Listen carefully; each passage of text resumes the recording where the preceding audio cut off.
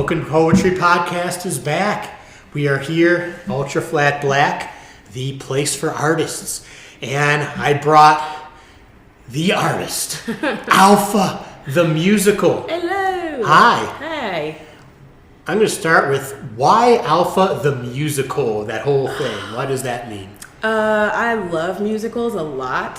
My favorite is Sound of Music. I can pretty much quote it verbatim.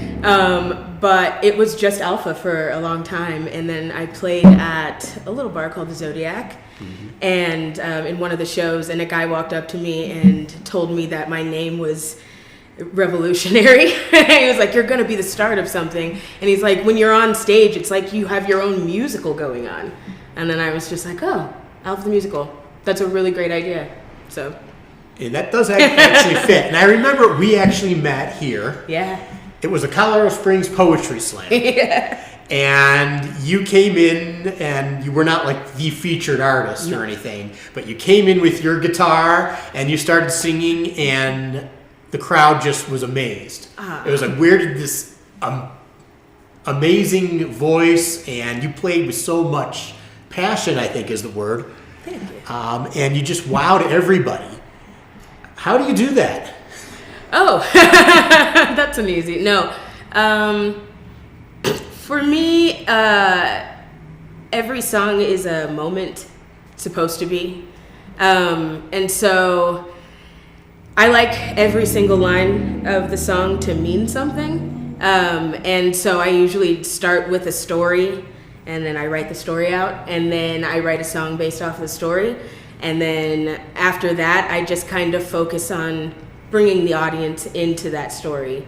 And so I try to make it as personal as possible so that it's as vague as possible. Mm-hmm. And that allows for people to connect, really. And actually, that's a great thing to talk about is how is it that you write songs? Like, do you sit down and say, I must write a song today, or does an inspiration come to you and you start? How does it work? Yeah, it's usually inspiration coupled with like an intense moment that I know I'll never forget. Like, whatever the experience is.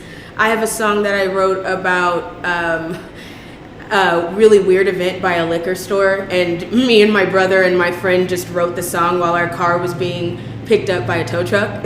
So like it kind of just depends on how intense the experience is. I think that kind of helps me write the song because I need the song to be as intense as that moment was for me. How long have you been writing music? I have been writing music since I was about 11.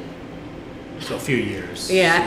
For old guys like me and their bad jokes about we can't tell how old young people are. And I noticed there's the one album that you released on the Spotify, YouTube, and other places. Why just do you have other songs that are available that you're working on or coming out, or what's your plan on that? I do. I have other songs that are coming out. I'm actually working on a second album. It's kind of more of a project than it is an album, but yeah, there's going to be singles released from that one. So it's actually in the process of being mastered right now. And there's going to be a release party soon. Just don't know when. TBA. But yeah, I only did that one for a while because I think people will see the difference in what my experiences were at the time. Like the first album was, to me, it sounds very underwater. I was just kind of really in a dark place and feeling very, very lonely, and had a really hard time connecting with other people, so I kind of turned inward. So that album's just so heavily in that space, and then I was kind of there for 2 or 3 years after that. And so getting out of that space and then realizing that I still had a story to tell and could still share my songs and people wanted to hear it, got me into making the second album. Now, the first album, which I've been listening to quite a bit, and I do love the darkness because it makes people like me who don't sing sometimes feel like no one else can understand these feelings about being alone. And then when you hear someone sing about them, and I love how mad and crazy and rambling, and how you're like, it seems like you're processing your feelings in a way with this music. Is that kind of a thing? Yes. Thank you for realizing that. You're the only person to ever well, verbalize it at least. It really is. A lot of times I have a really hard time expressing my feelings, especially in the moment. And if I can write them down, they give me time to, I wouldn't necessarily say process all the time, but they give me time to like, I can take time saying this without someone else thinking that I'm trying to make up a lie or that I'm trying to figure out how to finagle my way out of being in trouble. Like, it just allows me to take my time to say exactly what I want to say. So yeah, it definitely, listening back to the songs, I'm like, oh, I didn't realize I was that sad, or yeah, processing my feelings. Appropriate. Well, I know it helps people like me when we're in our feelings and we need to listen to something but how much do you think about the audience reaction when you're writing music or performing music? I do not think about the audience at all when I'm making the music. I just really want to be able to listen to whatever the song is and know what I'm talking about. Make sure that I'm not rambling. But as soon as I do that, I kind of also know if it's something that I feel comfortable sharing. Because I also think that if you're going to share something with the audience, that as soon as you share it, they can take it and make it whatever they want. Mm-hmm. And that's a terrifying thing as an artist. So I feel like I have to, when I write a song, I have to look at this and say, am I willing to give this away? And then however people take it is how they take it. And I wonder if there's any similarities. Obviously, I'm not a musician, but I do this poetry stuff. Uh-huh. And sometimes I tend to, when I have a performance, at the Poetry Slam or an open mic, I tend to go towards the more fun stuff. Mm. And I do have some dark, deep ones, and I tend to not want to do those a lot. Yeah, it's like, yeah. I don't know if I want to say I'm scared is the word or what word it is, but sometimes I just don't want to put this out. Is that a thing with music when you have dark stuff? Yeah, for sure. I always, not as much now, which I think the second album will reflect, but I always had a hard time for a very long time doing anything upbeat, because I also thought like that's all the music is that's popular. It's just like really loud, upbeat music saying spend all of your money and don't pay your rent and eat all of the food, but also don't because you need to look sexy. Like there's just like so many loud messages. And so when I started writing, I'm like, I feel sad and quiet inside. And I doubt that I'm the only person. And so it was a way for me to connect. And so finding out that other people who like, to dance and to dance their cares away, for lack of a better word, to know that my music could hit that place in them that allowed them to slow down and think about their feelings, I think kind of trumped the urge that I would have to like, I need to make this like more like outside of your mind, if that makes sense. Yeah. Yeah. Trying to think of how to ask the question, although maybe that means I should just pause and do this as one of my slice breaks. That's what I'll do. Okay. So I guess that's a good segue into maybe showing off some of this stuff from the first album and how you do process with feelings. So why don't we do that? And I will step out of the way. Yeah. And then we'll do something. Is this a comfortable position the way it's set up here? Or should I move the table out of the way? I think that this is actually good. Yeah. Put you in the center here. Hey. It's actually Mad and Crazy is a good one. So I wrote this song about my wife, and I was looking for people to understand what it meant for someone who needed a little bit more time, someone who needed a little bit more like understanding and patience, because they didn't get their words right all the time.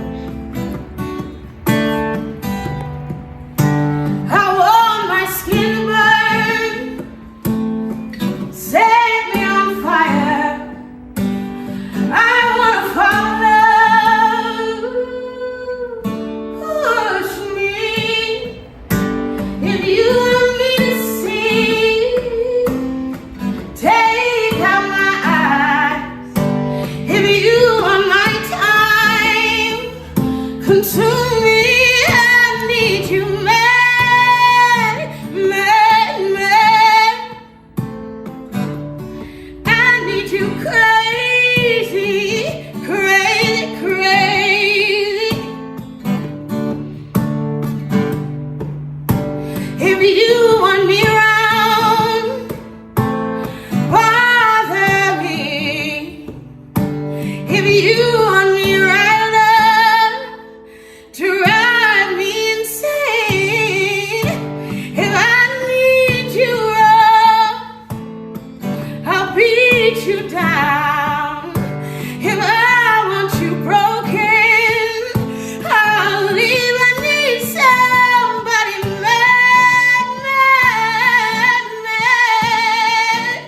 I need somebody crazy. Oh, oh, I need somebody mad, mad, mad.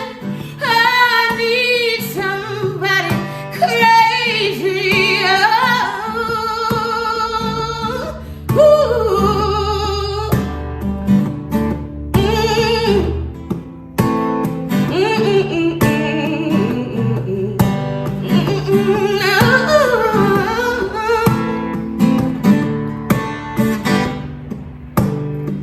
I want my eyes to leave, drain all my tears. I wanna be the one who sum me up. If you wanna kiss me, find our lips. If you want me forever, kill me. I need you mad, mad, mad. I need you crazy, crazy, crazy. Oh, I need somebody mad, mad, mad. Oh, I need you crazy. I need you mad, mad, mad, mad, mad, mad. I need you crazy.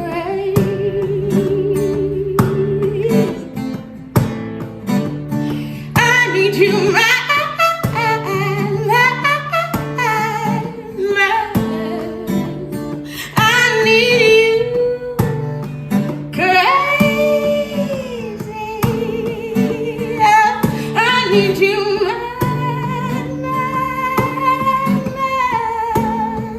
I need you crazy. I need you mad.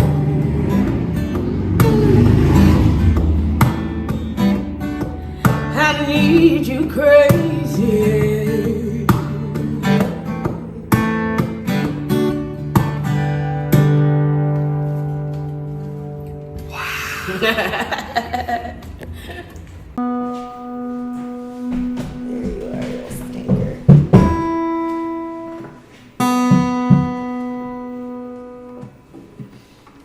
I want to ask you about that phrase, mad and in particular crazy, because I know sometimes people say don't use that word. Yes. But I also know with me having various diagnoses, I kind of feel like I can use that word and I get to use it. Yes. What about you? I also feel that way. I am autistic, a person with autism. And honestly, I was a very, very aware child. Mm-hmm. And so growing up and like feeling like I was crazy, not because I thought differently, but feeling like I was crazy because I kept telling everyone like, I don't think like you do. So certain things you really need to like actually show me the process of. And they were like, no, that's not it. And so it's like, that's how I felt crazy, was feeling like I was the only one who was willing to admit like, no, I just need a little bit more help with certain things. So yeah, and yeah. And I think to some extent, all us artists are have some sort of know if crazy is the word or something about us that's different. That's kind of why we do the art to a large extent. Yeah. But so much of that song, I mean, part of that song is obviously romantic love. Yes. But I heard this whole other part of just understanding. Listen, Yeah. is that and I don't really do romantic poems, honestly, but I very much do the type of listen, understand. We're not, just because you feel like you're alone doesn't mean you're alone in a way. And that's kind of what I hear in that song. Yes, it is very much that. It's kind of, most of the time in relationships, that was what was lacking, was the other person didn't have the time or wasn't willing to understand me. And even outside of, romantic relationships, even in friendships, like, there was just that lack of wanting to understand and to take the time to. And I think that's kind of why I also picked MAD, because a lot of times people who were diagnosed as MAD were people who just needed more understanding. Like, they just really needed someone to take the time to maybe even rephrase something and then realize that you were talking about the exact same thing. I just talk about it more intensely than you do. And I know from my childhood and sometimes adulthood, so many times people would just write me off and say, oh, he's just crazy. And just like the category, just to throw people in that we don't care about them, just throw them into the crazy. Frankly, I got a lot of that from parents, who I don't talk to anymore. And I just so much appreciate that you're able to kind of express your feelings that way, and that you're not bad because you're different. Yeah. And that part. But I also have realized that a lot of people who have autism use music. Yes. Why is that? How is it that music helps you? Music is incredibly helpful because nobody expects you to get it right the first time. Nobody expects you to rush through it. People expect you to learn it. The more time you have with it, people deem you more knowledgeable about it.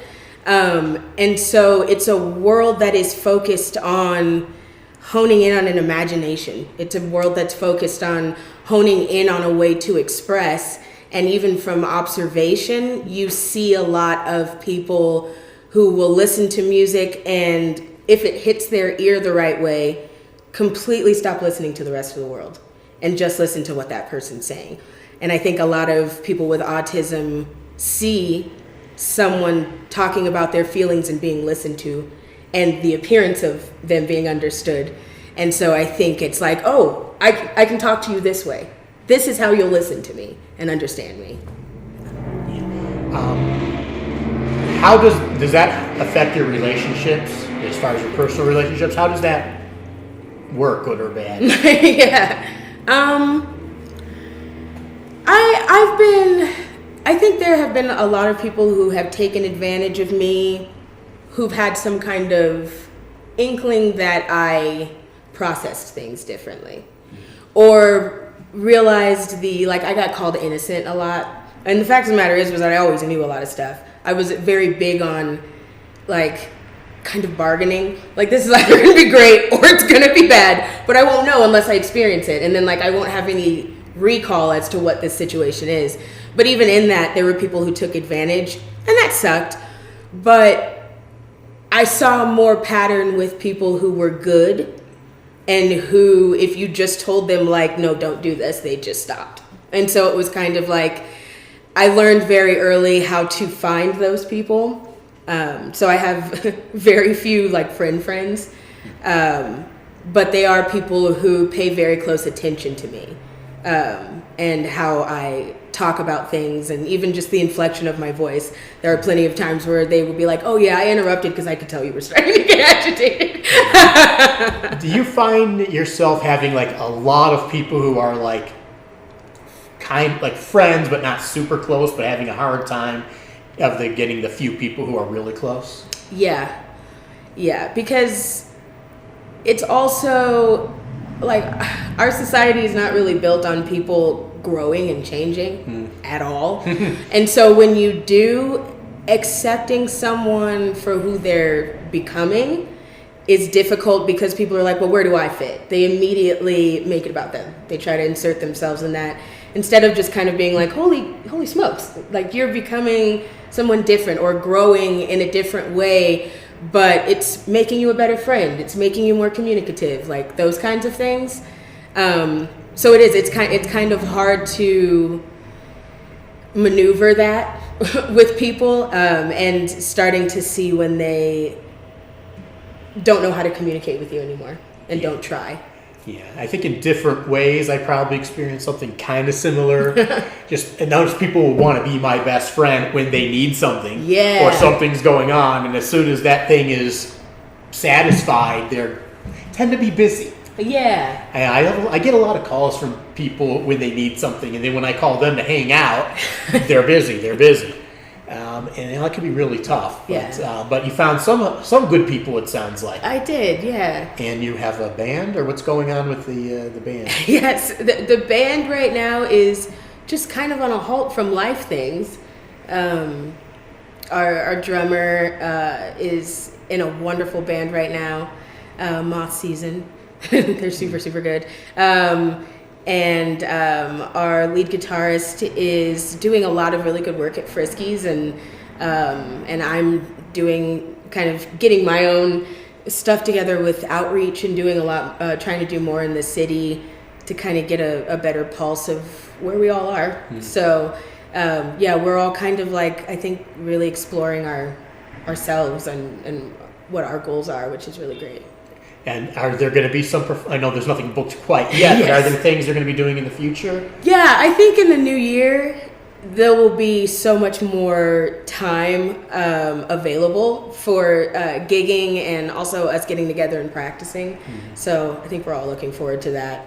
The end of the year is always hard for everyone. Yeah, it's tough times. But who is in the band, and what are you calling it? Our band is Girl It's Girl. It's me, Alpha the Musical, and Andrea Stone and William Louth. And William Louth is our drummer. Andrea Stone is the lead guitarist and also does vocals with me. And yeah, they're really great musicians in their own right. Andrea also has her own music, which is really good as well. And we were talking about bass and the troubles of bass. What can you tell us about what's going on with bass players, and what are you looking for? Yeah, it's the normal, every bassist that is seemingly available is booked in 5 bands, or everybody's got a lot of drama, and partners don't know why there's not enough time for them, and so we can't find a time that's right to meet up. And I was just saying, it's kind of like this understanding of everybody's older and times change and priorities are different, so it just kind of makes it easier to either just be like, no, I can't do it, or like, yeah, I can, because there's that thing as an artist, right? Like, you're just like, oh, but I wish I can, just give me another week. Now, what would you say the style is? It's more of a rock style, the Girl It's Girl band? Yes, we have such a hard time with the genre. Maybe progressive is the right word, only because we have a song that's bossa. We've got a heavy metal song. We've got a folky song. We've got all of the songs are like a different genre, and then we make a set list with that.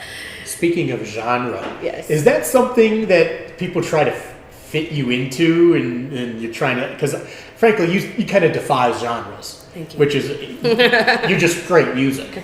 But is that a problem sometimes with people saying no? That has to be rock, or it has to be folk, or it has to be one thing or another. Oh yeah, very much. It is very difficult to be booked. I have had to. Because nobody knows where to put me. I call it the Whoopi Goldberg complex. Like, everyone tells me how talented and amazing and great I am, but then everyone's like, we just don't know where you fit. We don't really know what audience you have. I've been booked in heavy metal shows. I've been booked in goth shows. I really kind of got known because of drag and burlesque. They put me in front of audiences to open up for shows, and so I think that's the main reason for the genre defying attitude is it's just I've had to do that to survive musically, and figure out ways to get my music out there. And so whenever anybody wants me to sing something in particular, it's like I have notes of that in my music, but that's not solely what it is because I like all of it. What is it like doing the drag or burlesque shows? A lot of fun. I have songs that I would probably never put on an album that are dirty songs. And so at drag and burlesque shows, I get to perform those. And it's nice because there's some of the songs have call and responses. So it allows for me to really change up how I perform because I can really tailor for the audience. And so for drag shows and burlesque shows, they're going to talk to me. And I love that. It's more like talking back and forth with the audience in your song. Yeah. You know, I don't want to do anything too X-rated here, but I'm wondering if there's anything you have that would be appropriate we could demonstrate maybe. Yeah. There's one that's the cleanest one. Yeah.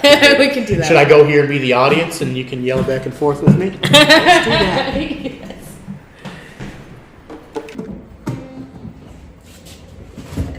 All right, we got a studio audience for this one now. What are we doing? This is called Time and a Place. This is the first song that I ever wrote that was like dirty in my head. I wrote it when I was 18 years old, and so for some reason it takes place in a hotel room. That was my world.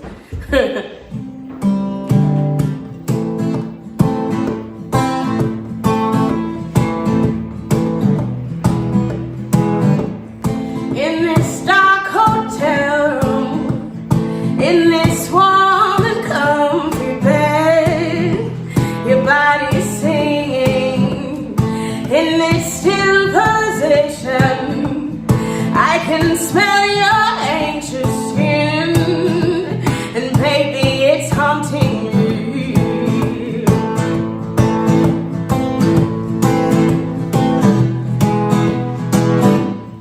As you ease next to me, I can smell your hands up close, and they should be touching me as our bodies sing.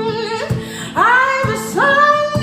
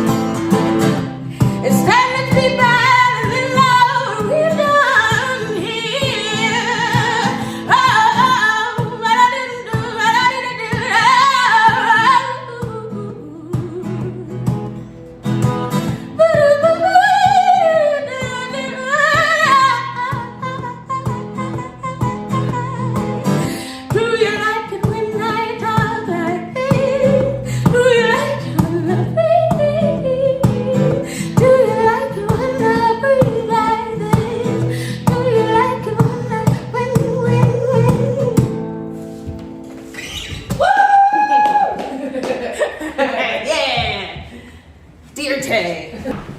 You know, I don't know who might be possibly watching this little podcast, but there's a lot of talk about this drag stuff, a lot of hatred, frankly, fear that various people have out there. Yeah. What is your experience like about what goes on at those shows? I have the experience of just seeing a lot of performers express an idea, and there are people who are good at it and people who are not. And I say it that way simply because so often the buzzwords of like sending hate towards drag shows and queer people in queer spaces often comes from triggers that people have that they've gathered and they don't even know where they've gotten them from. And I often tell people, like, if you want to go to a good show with great performers in a queer space, go to a drag show. These are the ones I know that are good. And usually I just kind of leave it at that. I feel like I try to take, if I can, when talking to people about it, I try to take all of the stigma and all of the words out of it and just talk to the human being that's there and tell them that there's human beings in that space that do really good shows and really good work, and it's worth promoting and it's worth supporting. Now, are these shows adults only? Are there children there, or does it depend on what kind of show? So there's one that's at Munchies. They have a brunch every Sunday. That one's in all ages. That one's a lot of fun. And then there are ones that, most of the ones that they have that I've been to anyway, are adult only. But they're a really good time. They're really interactive. They're also really even like safe space positive. In like one of the shows, Stripped, they have bracelets where if you don't want the drag performers to sit on your lap or even look you in the eye or sing to you or touch you at all, you wear a little bracelet and they'll pass by you. And if you don't mind, then you wear a green bracelet. So there's a lot of things that are also making it easier for people who want to just experience something, but they've only seen like stereotypical things and they're like, a lot. Like, just, you know, go to a space where you can have a good time. Well, what would you say to someone who is afraid that you're basically taking children and destroying them and turning them gay or something, which I guess is a lot of people in various parts of our country are talking like? Yeah, that's fair. I want the person to hear themselves say whatever they have to say out loud. I tend to ask questions a lot. So if somebody were to ask me that, I would probably say, how so, have you been to one? Like, I want to know. I want you to tell me why what you're saying is true. Because most of the time, if somebody has hate to spew, they're not looking to change their minds. They're not trying to gain a better perspective. All they want to do is try to get a rise out of the person they're talking to. So for me, I suss out the individuals who just want to talk crap and the individuals who are truly curious. And I do that by asking questions. I'm a very each one teach one person, I think. So like if we're going to deal with the conversation, we have to deal with the person individually. And my experience has been asking people point blank, what is a show you've been to and what has been your experience? They never have it. And then their entire argument shatters, and then you can talk to them from that point on. Have you ever seen anyone actually get hurt by going to one of these shows? No, never once. And if there was a child there, how do they act differently, or what do you do? Yeah, actually, they act very differently. We used to at Club Q. I was a frequenter of Club Q for many years, and there were certain times where some of the regulars just became like family. It really was like a family there for a long time, and so sometimes people would bring their babies in. And it did. There was a change in attitude with everyone. People were more attentive to make sure that the kids were taken care of, and like playing with the kids and making sure that they were having a good time, showing them some of the things. Everything's sparkly, you know? So it's kind of like, yeah, let's play with this fun stuff. It was a really cool learning experience because there was also a lot of teaching when the kids asked questions. Like, I just never experienced anyone being attacked or doing weird stuff. Now, in this kind of artist community of us poets and musicians and comedians and so forth, we tend to be, frankly, a little more liberal than maybe the average person out there, and we tend to be probably more acceptable of differences. But what is it like when you're not around kind of the artistic community? Are things tough, or are things relatively easy with it? For me, it's kind of a mixed bag. The tough part is I know that like every conversation that I get into, it's about 3 sentences away from them saying something really rude or disrespectful, but not thinking it is because of the way that I speak or present myself. But I find the transition easy simply because I don't expect for people who are not in the artistic world to have the verbiage for the artistic world. So I tend to react to them as though they're not going to. What's your family like? Are they accepting, or is that to the extent you want to talk about it? I don't know if you want to talk about family or not. My family is accepting of me as their daughter. Me being queer is not something that they are accepting of, which is a really weird thing. They were very attentive parents, very caring, very loving parents, and were very big on teaching me and my brother to think logically about a lot of things. So it's weird that they don't accept my being queer, but I love them. Was there religious issues or anything like that? Yeah, oh, most definitely. It's definitely that. And I am Christian as well, but I just don't. I think we were taught growing up, when we looked at the Bible, like we never read the whole thing. My dad was really big on us taking lessons from it and also learning about the history and the culture of the time and why certain things may have been said the way that they were. So I didn't really learn the Bible as it being a mystical book as much as I did kind of like, oh, I can take these things and use them in my life. And from my experience of reading that, I'm just like, I don't think gay was the actual word that was utilized here.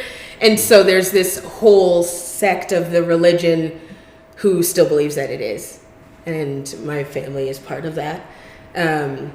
So I think that's the hard part for me, is trying to find a way to discuss that, because that's where I don't think I'd get the understanding. Can you bring your wife home to various functions? No? No, holidays are spent with my partner's family for me.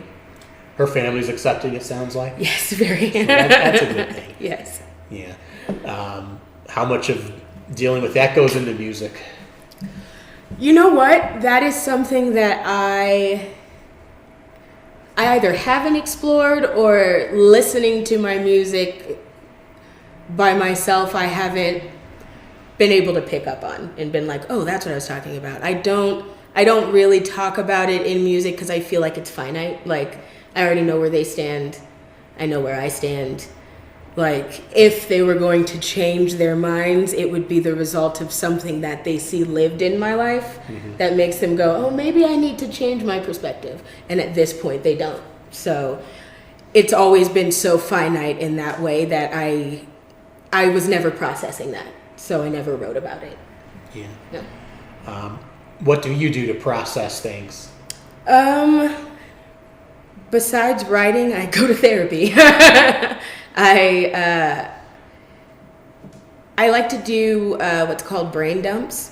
What is that? So I am a wild overthinker, and a brain dump is you give yourself a timing of like 3 to 5 minutes, and you just write whatever comes to your mind, but you don't stop to think about it. You just write.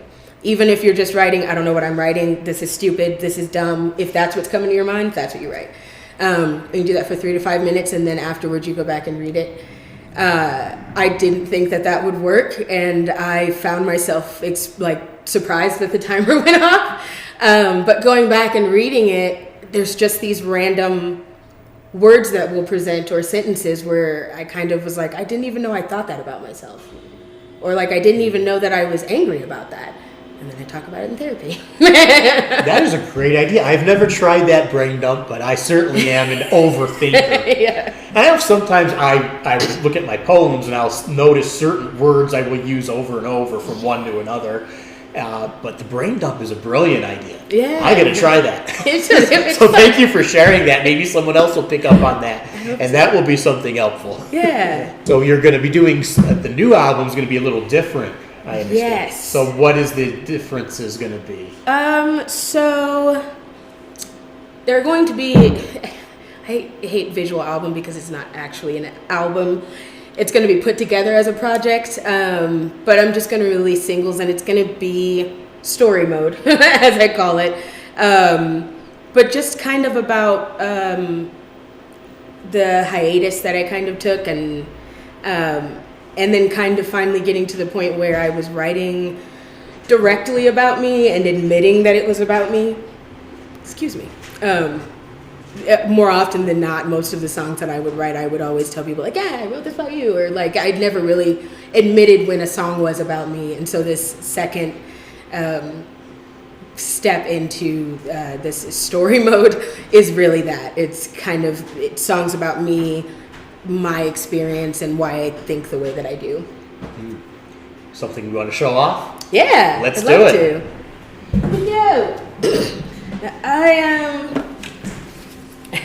I wrote this song when I was like, oh goodness, what's happening?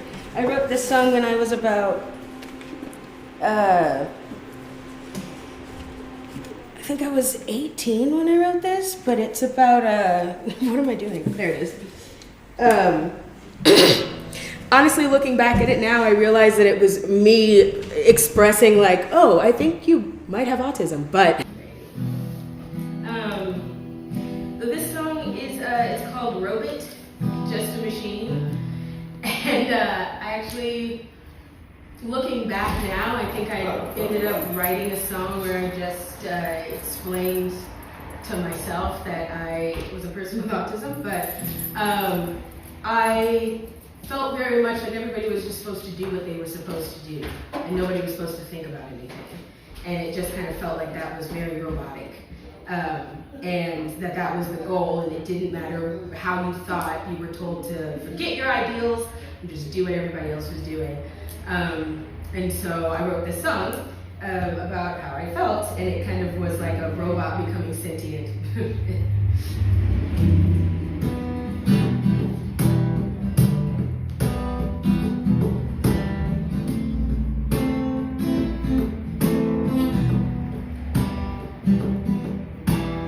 I've been into metal, cold as stone, no heart to beat, no senses to feel. I've no weakness. I've a mind of bolts, no memory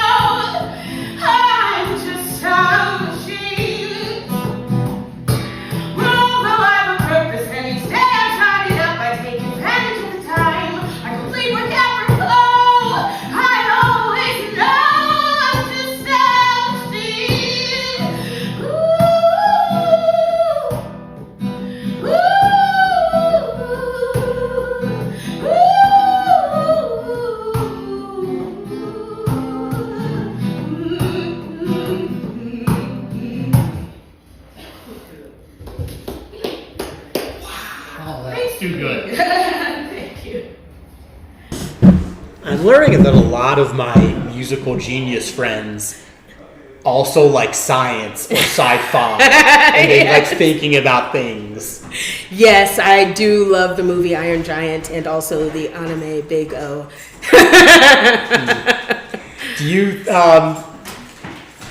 think about just sci-fi type of things a lot in your mind, just when you're kind of relaxing and just thinking about how things might be if it was different? Yeah, probably a lot.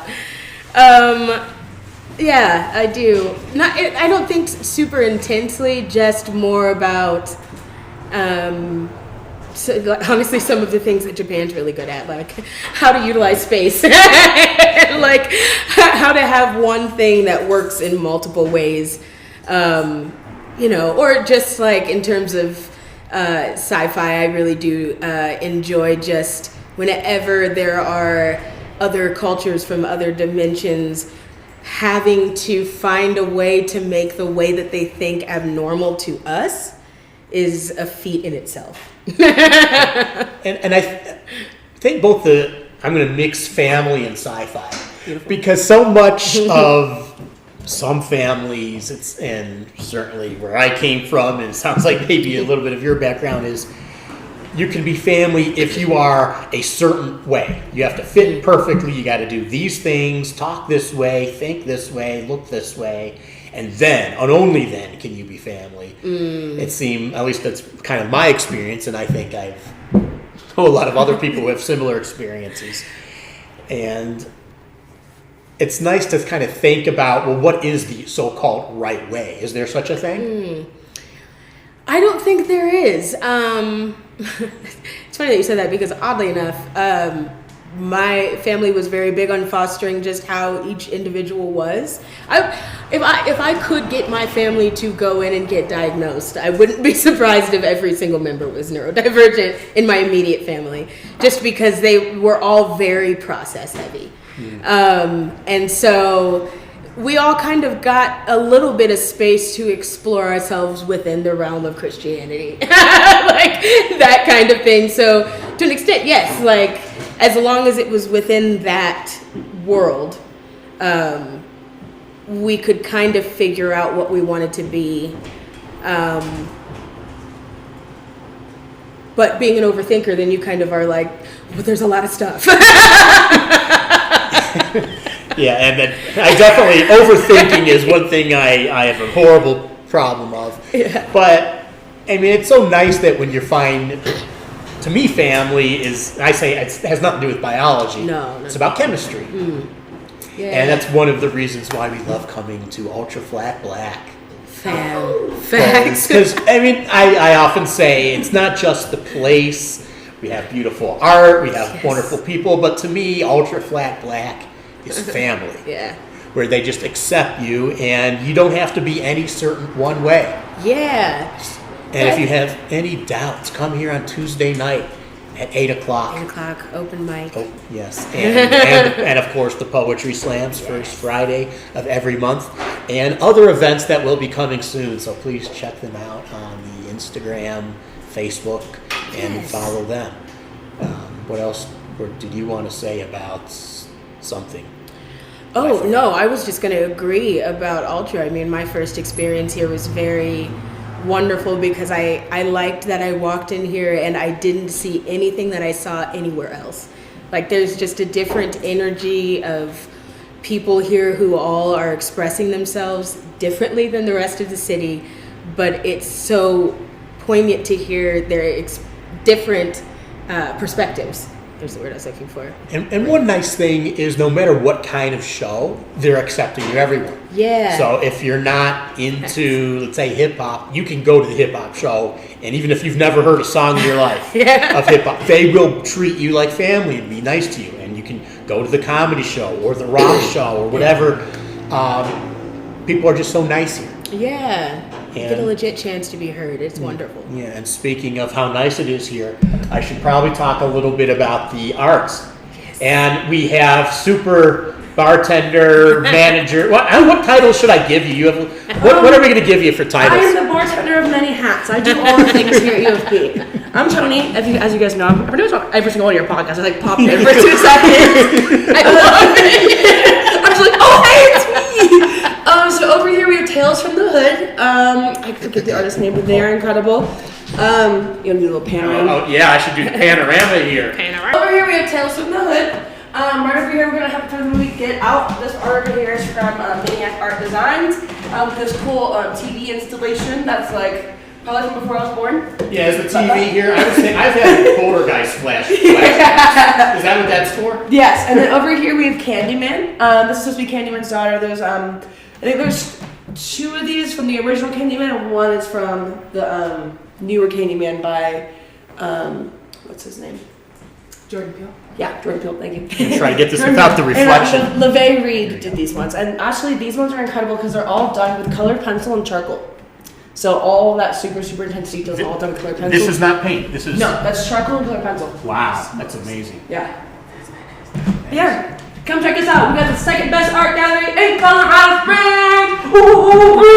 Well, that was the award. I'm still saying number 1. Number 1.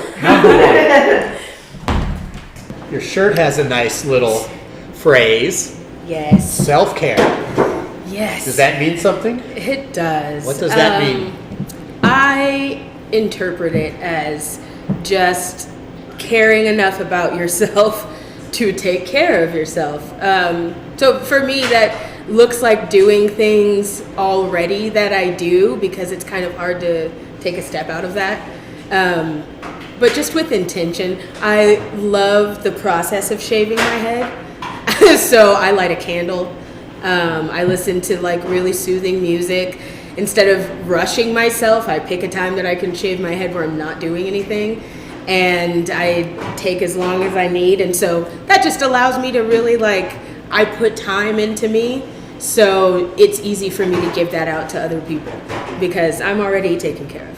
I like doing that too. But it is more acceptable for guys than women. Yeah. But I think it looks great on you the way you do that.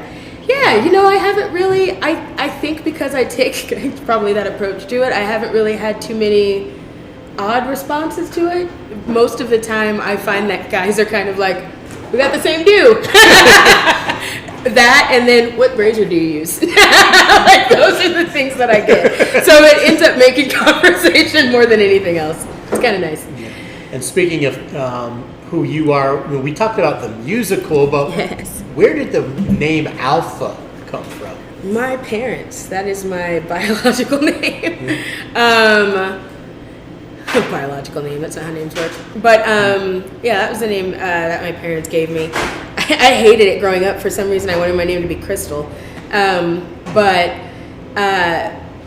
my dad just said that was well, my great grandmother's name was Alpha, and her sister's name was Beta, and then my mom was a twin, and my mom's twin's name was Alpha, and her twin passed during childbirth, so I was named after her.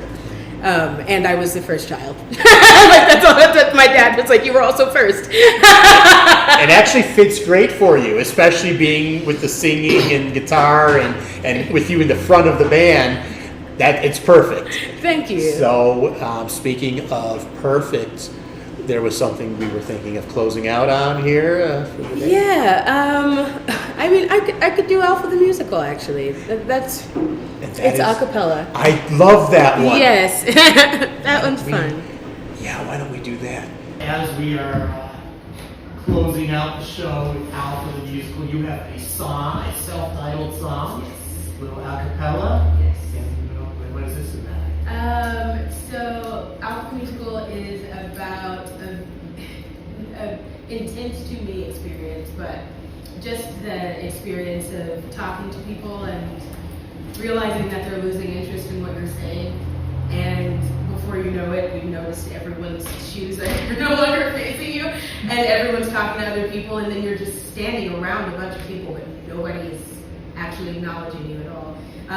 And when I was 25 years old, my aunt said, so you are, you have a lot of friends and that you're really funny and people enjoy it, but make sure, once you turn 25, things stick. And so she said, just make sure you don't become the jester in your friends' lives. Make sure they know that you're real and that you are a serious person. And that stuck with me. And so this song is it's kind of about that. And the battle that I've had with myself of like trying to pull everybody back, but then also trying to be honest. Well, Yes. I would be honored if you were to perform some of this song for us.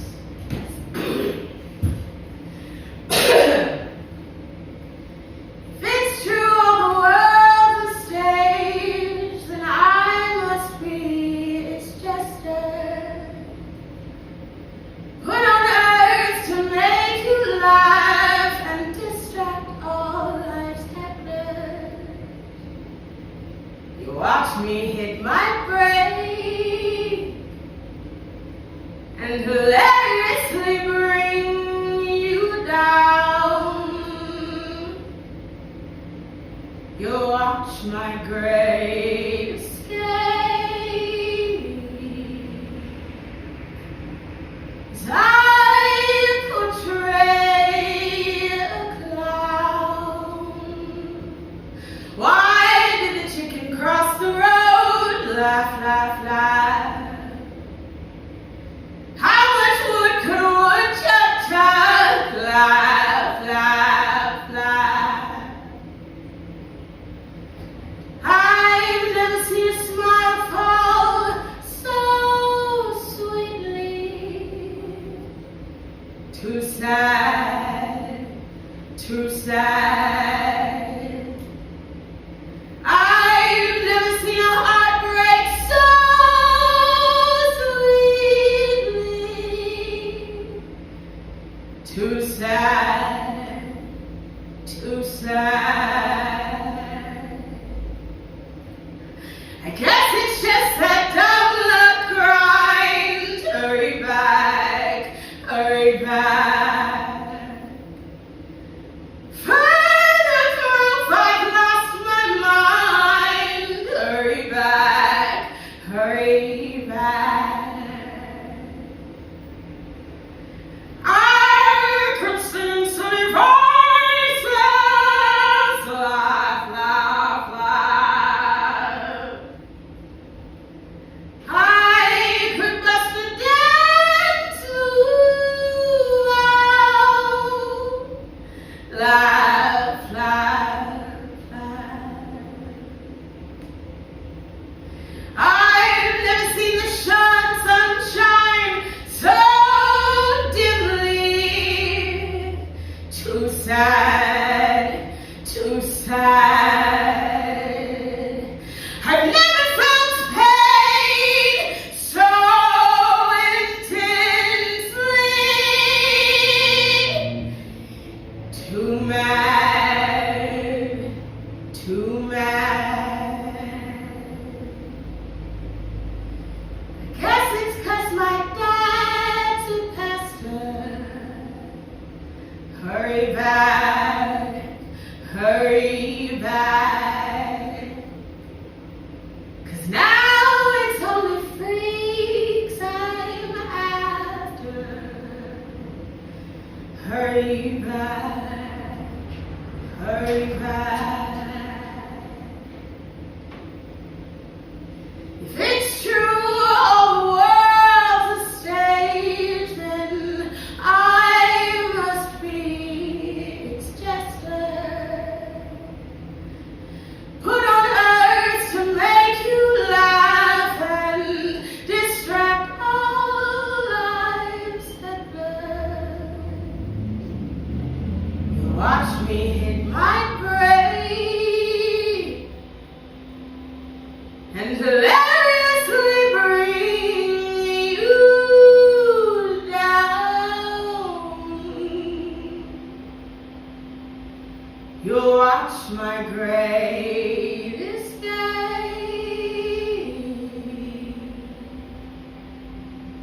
as I portray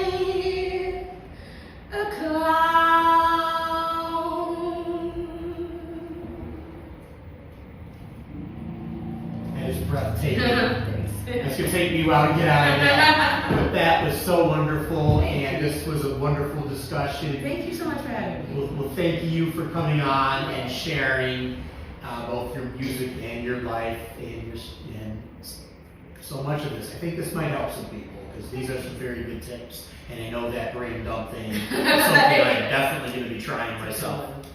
So thank you so much to Alpha the Musical, and see you next time on Spoken Poetry Podcast. Yes, thank you.